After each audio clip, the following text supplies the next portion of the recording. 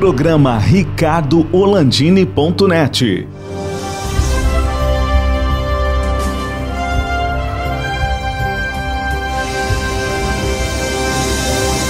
Alô, amigos, estamos começando mais um programa ricardoholandini.net em época de pandemia do coronavírus, conversando com meu fraterno amigo e antigo Dempsey Magaldi. Tudo bem, Dempsey? Tudo bem, Ricardo. Tudo certo. Prazer voltar aqui ao teu programa. Ô, Dempsey, eu queria te alugar um pouquinho agora. Tá? Vamos lá. O Dempsey é diretor, proprietário da escola de tiro mais antiga do Brasil, né? Mais de 40 mil pessoas formadas, entre elas eu, né? Na escola, né? Eu acho que eu fiz umas 2 vezes o curso. Mas vamos lá. Indo para a terceira, né, Dempsey? Vamos lá, indo para a terceira vez. É sempre bom a gente se atualizar em legislação, maneira de se portar, porque a coisa vai mudando com o tempo, né? O tipo de assalto, o descuido, isso tudo aí se muda. Com certeza. Né? Os marginais eles vão se aperfeiçoando. O Dempsey, na segunda parte do programa eu quero falar sobre capacitação das pessoas que querem saber da legislação, dicas sobre proteção, como se comportar na rua, como se comportar em casa, aquelas coisas que a gente tem que tomar, aonde não parar o carro, aonde não ir, né? E quem quiser conhecer uma arma, pode fazer um belo curso, né? Aprender o manuseio da arma e poder, quem sabe, se habilitar, se obedecida a legislação, a poder, 1, comprar uma arma para uso em casa. 2, eventualmente, se estiver enquadrado dentro daquilo que a legislação prevê e não que a Rede Globo diz, que você não compra uma arma na loja e sai com ela na cintura.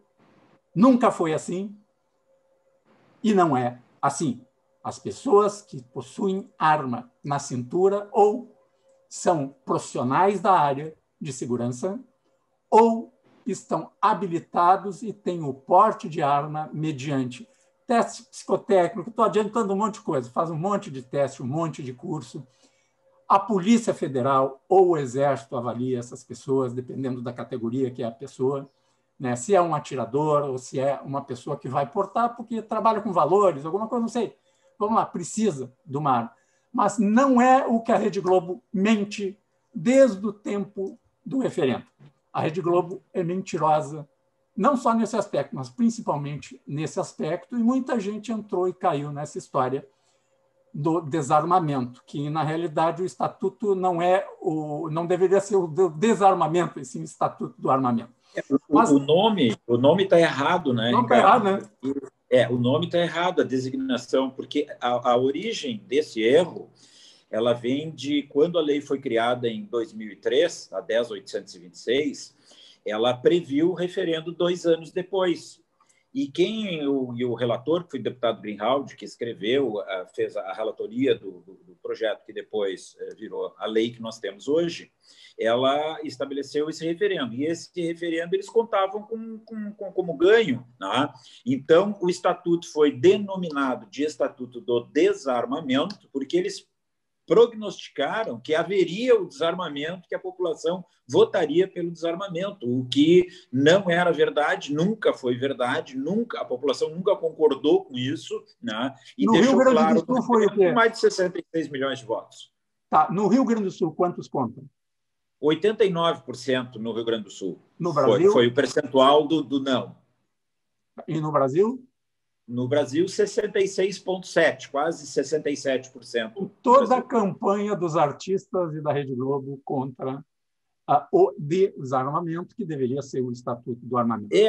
Mesmo tu vê com campanha forte que tinha nas redes de Globo de televisão, inserido nos telejornais, nos programas de novela, nos seriados, né? Então, existia todo um lobby em relação aos malefícios que as armas poderiam apresentar, como se fossem as armas, né, Ricardo, que fizessem qualquer coisa. Quem faz e quem usa a arma é o ser humano, é uma pessoa, né? Então, a questão ela é muito mais ligada à questão do comportamento, a questão da habilitação psicológica, a questão da habilitação técnica, ou seja, da capacidade para usar. Assim como eu tenho que ter a capacidade para dirigir um veículo, ou para pilotar um avião, né? Ou para conhecer e praticar uma língua estrangeira que eu aprenda e tal, eu tenho que ter habilidade para fazer isso. Quem faz isso é a pessoa. Então, os carros, os automóveis, os veículos,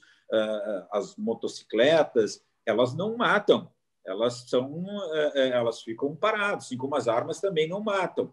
Agora, está pilotando, né? A ação humana dirigindo um automóvel de uma maneira imprópria, inadequada ou por alguém inabilitado pode causar uma grande tragédia. Agora, eu também posso pegar uma arma, né, Ricardo, e usar ela de uma forma imprópria, indevida, né? Então, um bandido, só que o bandido ele não faz exame psicológico, ele não faz curso de tiro, ele não faz exame de habilitação Não é o técnica. Bolsonaro que libera a arma para o bandido?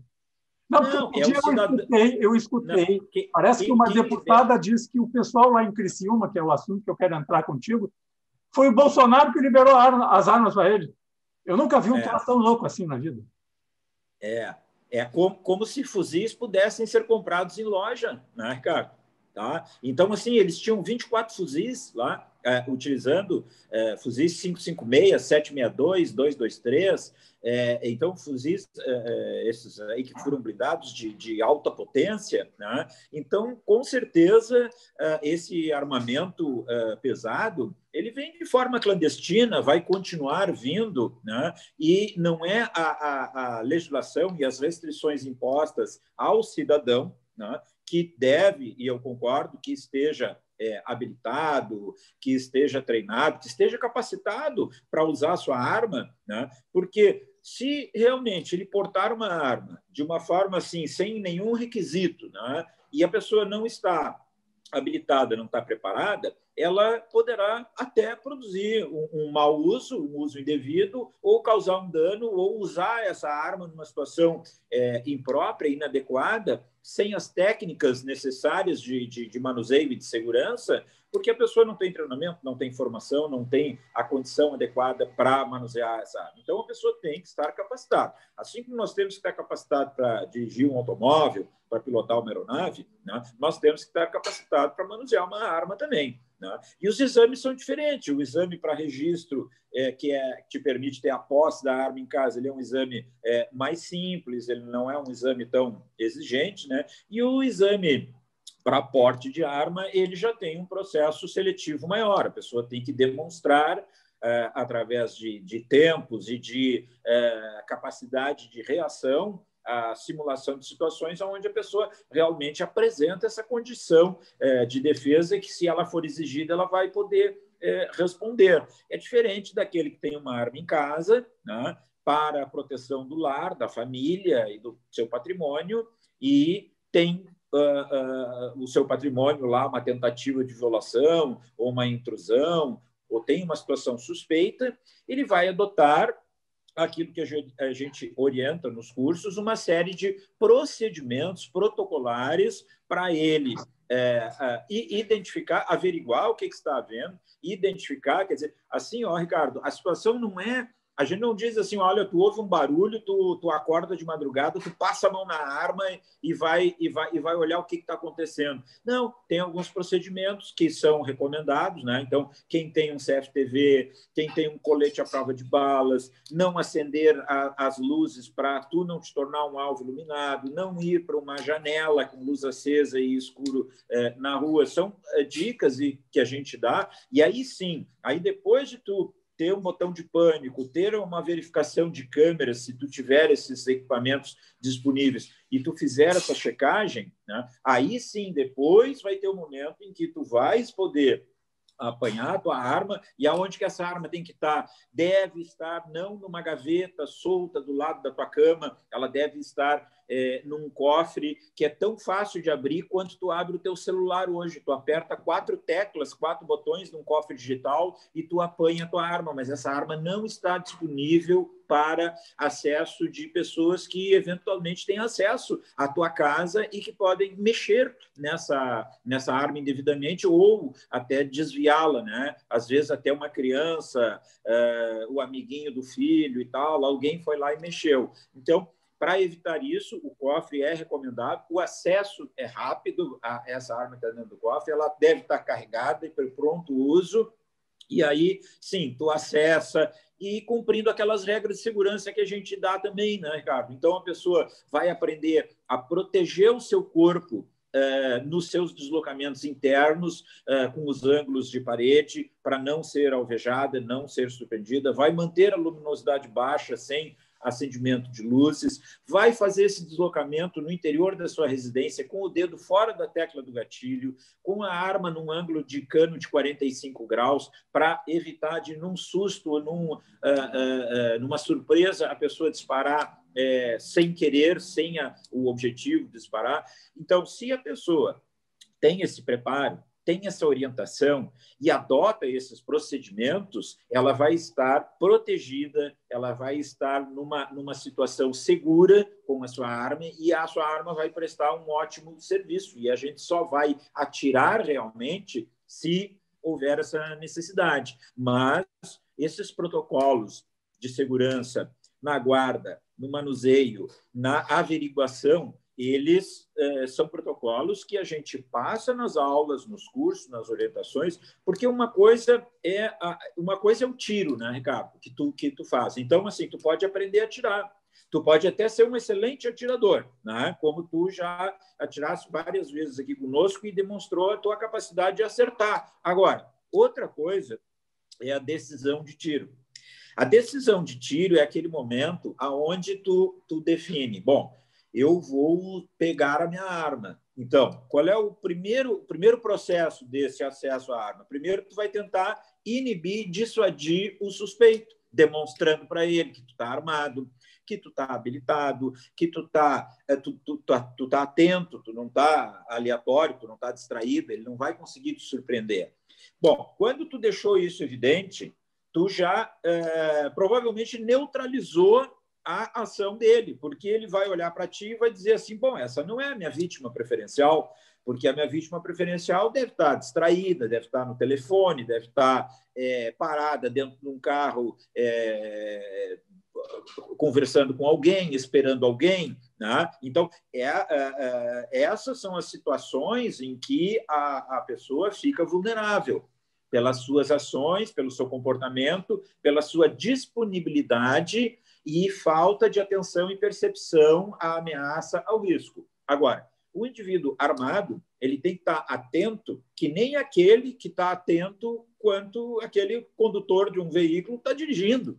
Ele não pode dirigir conversando, falando no celular, bebendo, enfim, fazendo outras coisas, né? Então, ele tem que estar concentrado no que ele está fazendo, ele está manejando um veículo. Se ele tiver uma situação suspeita, nós temos que estar concentrado nesta situação suspeita, né? Então, demonstrando que nós estamos atentos, que nós estamos armados e que nós somos capazes de nos defender. Quando ele não identifica a fragilidade, a tua vulnerabilidade, ele não te ataca mais, ele não te escolhe como vítima. Então, aí a arma cumpriu talvez o seu principal papel, porque tu não teve confronto, mas o fato de tu ter uma arma e tu ter a capacidade de te defender, ele elidiu aquela situação, dissuadiu o suspeito de te estimular a te abordar pela tua fragilidade, porque ele percebeu que tu não é um indivíduo frágil,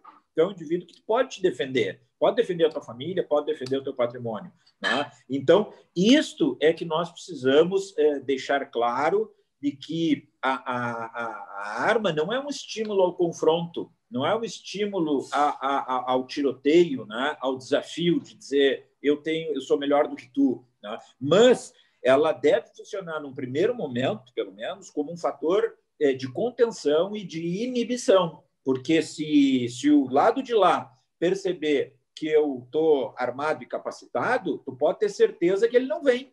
Né? Ele não tem esse ímpeto de vir, porque não é isso que ele quer. Ele quer oportunidade e facilidade. Se ele não enxergar a tua fragilidade, ele não tem oportunidade e nem facilidade. Então, quando ele enxerga esses elementos, aí ele avança o sinal. Tá? E então o que nós procuramos trazer como elementos no sentido de a pessoa fazer o emprego da arma, que é o que a gente chama de decisão de tiro, né?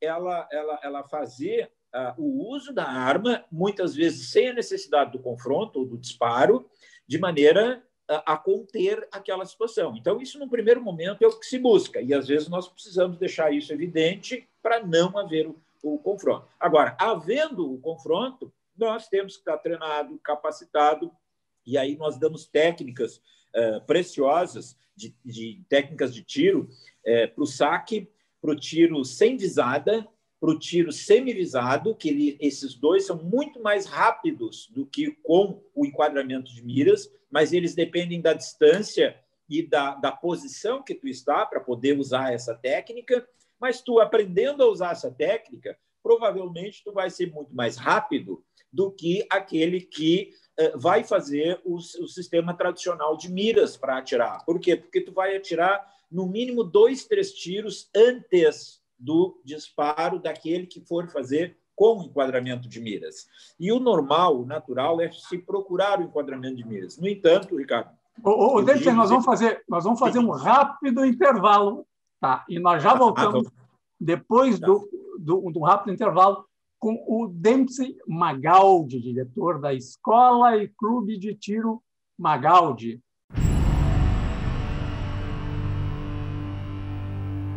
Auto Center Pedroso, uma oficina completa para cuidar do seu carro. Manutenção corretiva e preventiva para veículos e utilitários de todas as marcas nacionais e importados. Com profissionais qualificados, equipamentos atualizados e atendimento personalizado. Faça uma revisão completa. Comprove a eficiência e a qualidade dos nossos serviços. Auto Center Pedroso.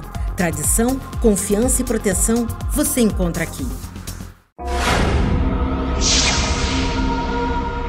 Estamos de volta com o programa RicardoOrlandini.net, conversando com o meu amigo Dempsey Magaldi, diretor da Escola de Tiro e Clube de Tiro Magaldi, 42 aninhos, né, de escola. Ô, Dempsey, tu estava falando, eu queria que tu terminasse o teu pensamento das técnicas de tiro que a pessoa aprende. A pessoa que faz um curso de tiro, você não vai virar bang-bang, gente. Tu vai ter outra cabeça em ver as coisas. E vai aprender que... Quando é que se pega a arma? Só se pega a arma numa situação, né?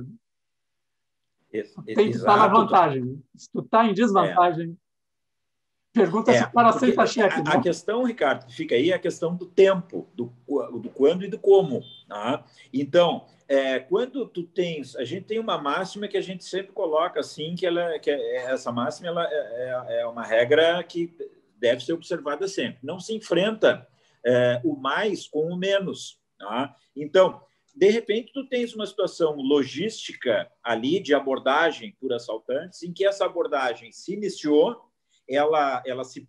porque ela se prepara. Né? O ideal é que a vítima tenha a capacidade de perceber a preparação do assalto. E nós ensinamos como as pessoas no curso devem fazer para perceber os indícios que mostram que está sendo preparada uma ação de assalto. E nós temos vários elementos que nós ensinamos de como isso pode ser percebido pela vítima antes de acontecer. E aí ela consegue se antecipar e interromper a ação, como eu falei, demonstrando que ela está armada e capacitada, que ela não está distraída e não é um ser totalmente vulnerável ali naquela situação. Mas existe essa questão do mais contra o menos, né?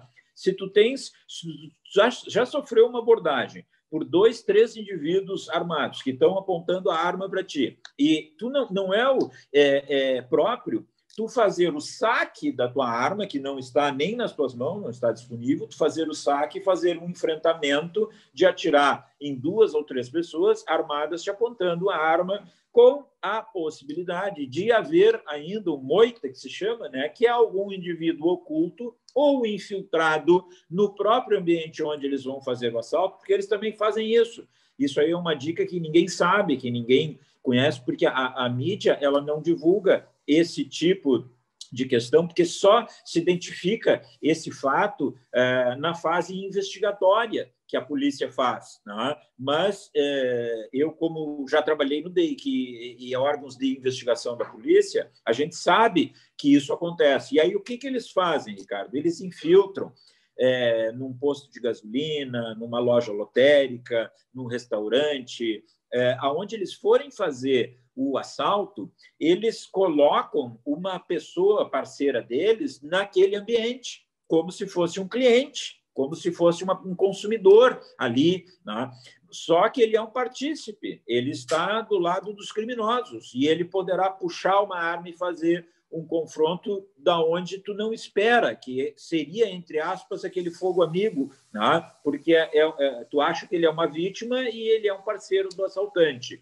Então, e nós mostramos também nas aulas como que as pessoas podem perceber situações como estas. Ou seja, a gente tem elementos para perceber situações suspeitas, vamos dizer assim, sem ter uma evidência, né? A pessoa não está ali descrito ou fazendo nenhuma ação de assalto, ela está inserida naquele ambiente como uma outra qualquer, mas existem algumas diferenças no seu comportamento, nas suas ações, que poderão ser percebidas pelas pessoas, e a partir do momento que tu tens essa identificação, essa leitura, então tu vais ter um ponto que tu não vai te ignorar aquela ameaça, né? E tu vais conseguir tratar tudo. Mas a regra é a seguinte: se tu tem 2 ou 3 ou 4 elementos, não é situação para enfrentamento. Esse enfrentamento ele nunca vai te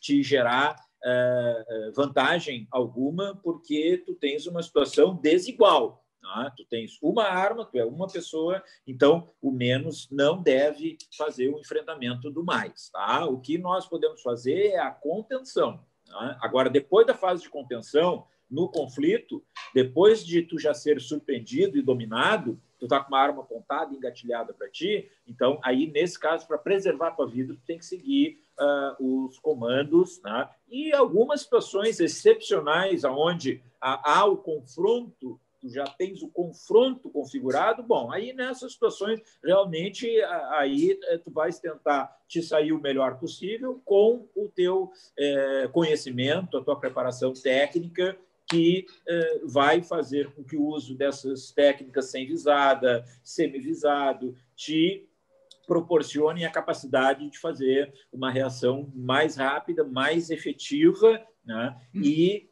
com maior chance de defesa. Mas sempre haverá o risco, viu, Ricardo?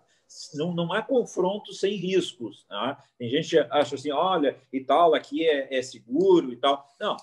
Nós podemos proteger o corpo, nós podemos usar as técnicas, né, adequadas e métodos para atirar mais rápido e termos maior efetividade, mas sempre que houver um confronto, existe o risco, sim, não tem como se eliminar esse risco.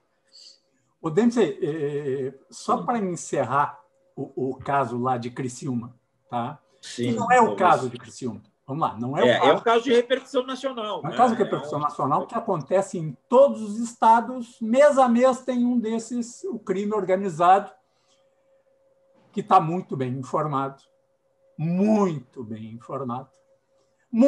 armado. Ele não comprou as armas nas lojas, né? Com certeza, armas... o fuzil não é vendido em loja, né? Mas a Rede Globo disse que chegou a fazer matéria dizendo que fuzil ia ser vendido para a população civil. Não é verdade? Não. O fuzil nunca foi vendido em loja, nunca foi disponibilizado. Qual é a maior arma de maior calibre que tem para o usuário normal, população civil, dentro da lei? Hoje, nós temos uma medida que é determinada pelo decreto, que são assim, não se tem mais o limite em função dos calibres, e sim em função da energia cinética produzida pelo disparo desses calibres. Então, está fixado que 650 joules, ou seja, todos os calibres, porque o calibre, Ricardo, ele pode variar. Numa arma curta, esse mesmo calibre ele produz menos joules de energia do que numa arma longa, que produz mais energia. Então, tu pode ter um calibre, por exemplo, que ele é compatível com a arma curta, porque está dentro dos limites de energia cinética, 650 joules, ou ele está acima se for utilizado com outro tipo de armamento, arma longa, por exemplo. Tá? Então, isso é muito relativo. Mas para te nominar, assim, para que as pessoas possam nos entender, né?